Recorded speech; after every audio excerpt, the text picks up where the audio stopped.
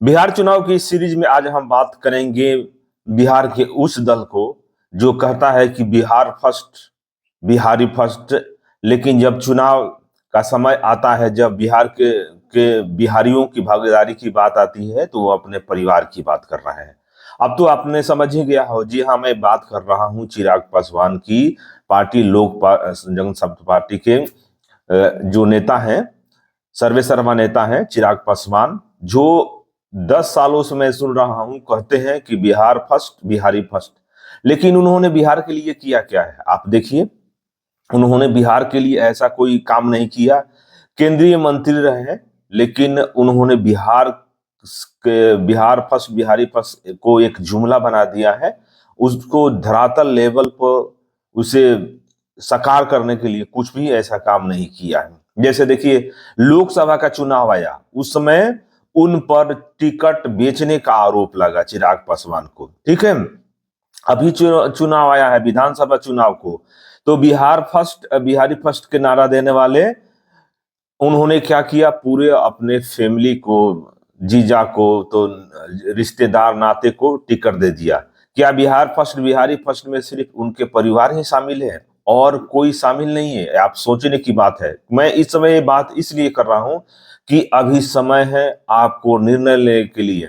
अभी समय है, आपके पास पावर है, आपको अपने जो अधिकार है उससे आप अधिकार के उपयोग करके और बिहार के दिशा निर्देश दे सकते हैं, एक नई राह बता सकते हैं और बता सकते हैं कि आपका इस तरह से जो भी आप कह रहे हैं और छलावे कर रहे हैं वो ज्यादा दिन तक नहीं चलने वाला है।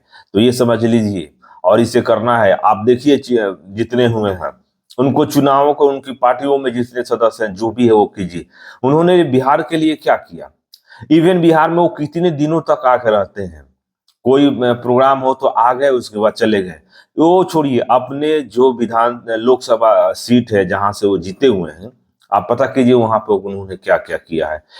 इवन ये भी पता कर लीजिए कि उन्होंने जो सांसद कोटा से जो फंड मिलता है उसका उन्होंने कितना उपयोग किया। तो पता चलेगा कि इनमें सब में उनका इंटरेस्ट ही नहीं है। वो तो एक बहुत बड़ा बिजनेसमैन है, वो अपना बिजनेस देखते हैं और दल को भी बिजनेस के तौर पर ही लेते हैं। ये बात जान लीजिए, जो रामविलास पासवान थे, उनका जन सरोकार था, उनसे जुड़े हुए थे जनता से। लेकिन इनका इस तरह से कुछ नहीं है। तो ये सब चुनाव के समय देखने की जरूरत है। तो इसी तरह के बात में एक लेकर आएंगे एक नई वीडियो में। अगर आप बिहार चुनाव 2025 से बारे अपडेट देखना चाहते हैं तो आप इस बिहार मिरर को सब्सक्राइब कर लीजिए, क्योंकि ये बातें पहले गोदी मीडिया में ही बताती थी, अब ये बातें आपको जो सोशल मीडिया है वहां भी आपको ये देखने को नहीं मिलेगा। क्योंकि नीतीश बाबू ने सोशल मीडिया को भी सहेज के रख दिया है और पूरे तरह से उसको भी अपने कंट्रोल में ले लिया है। तो अगर चाहते हैं कि बिहार की सच्चाई आए तो बिहार मिरर को आप सब्सक्राइब कीजिए। इस वीडियो में इतना ही, मिलते हैं एक नए वीडियो में एक नए अपडेट के साथ। तब तक आप देखते रहिए द बिहार मिरर।